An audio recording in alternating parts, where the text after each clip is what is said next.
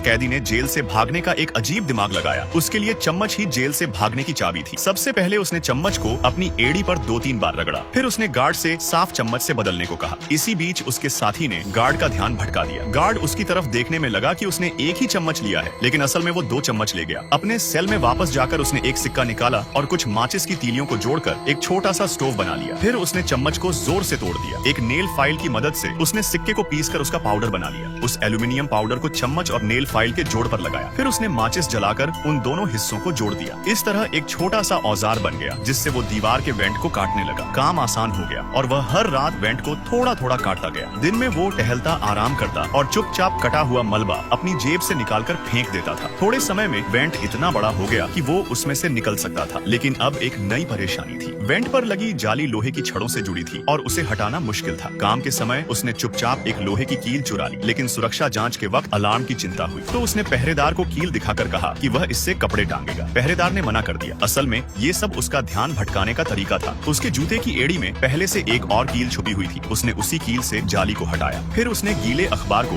Went के आकार में ढालकर उसे दीवार से मिलते जुलते रंग में रंग दिया ताकि नकली वेंट लगे। उसके बाद उसने एक नकली सिर बनाया, उसे असली जैसा रंग दिया, उसे बिस्तर पर रखा और कंबल से ढक दिया जिससे लगे कि कोई सो रहा है। जाली हटाकर वो वेंट में घुस गया। बाहर से सब कुछ वैसा ही करके वापस सेट कर दिया ताकि किसी को शक न हो। जेल के पीछे एक पतली वेंटिलेशन पाइप थी जिसे पकड़कर वो ऊपर चढ़ गया। उस समय एक गार्ड ने बिस्तर पर नजर डाली, लेकिन कुछ अजीब नहीं लगा। जैक वेंट से निकलकर जेल की छत पर पहुंच गया, लेकिन वहां से भी बाहर निकलने का कोई रास्ता नहीं था। एकमात्र रास्ता ऊपर एक मजबूत जाली से ढका था जो जमीन से 3 मीटर ऊपर था। जैक के लिए वहां तक पहुंचना मुश्किल था। उधर गार्ड वापस उसी रास्ते से आया। जैक को अब भी सोता देख वह बगल वाले कैदी से बात करने लगा जो पेंटिंग कर रहा था। बात करते वक्त गार्ड का डंडा नीचे गिर गया। जब उसने डंडा उठाने के लिए झुका तो उसे लगा जैक कुछ ज्यादा ही शांत है। वह थोड़ा शक करने लगा और हाथ बढ़ाकर देखने की कोशिश की। जब उसने छुआ तो असल में वही कैदी था